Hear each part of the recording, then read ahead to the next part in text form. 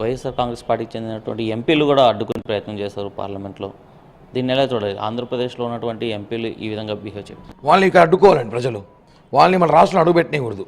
సిగ్గు లేకుండా ఇక్కడ రాష్ట్ర ప్రజలతో ఓట్లు వేయించుకొని అమరావతి రాజధానికి అని చెప్పి మద్దతు పలికి ఈరోజు పార్లమెంట్ పై డ్రామాలు ఆడితే ప్రజలు చూడరా? ఈ ఎంపీలు కూడా చేతకాంతనమే. కాబట్టి ఎంపీలు కూడా ఈసారి ఓటేయకూడదు. ఇప్పుడు రాష్ట్రానికి వస్తే అడ్డుకోవాలి ఎంపీలని. లేకపోతే వీళ్ళు మన ఓట్లు తీసుకొని మన ఓట్లతో గెలిచి మనకు రాష్ట్రానికి రాజధాని లేకుండా చేయాలని చూస్తున్నాం. చాలా కక్ష కట్టి మళ్ళీ మా అసెంబ్లీలో మేము బిల్లు పాస్ చేసి మా ప్రభుత్వం సరే సిగ్గుండాలి.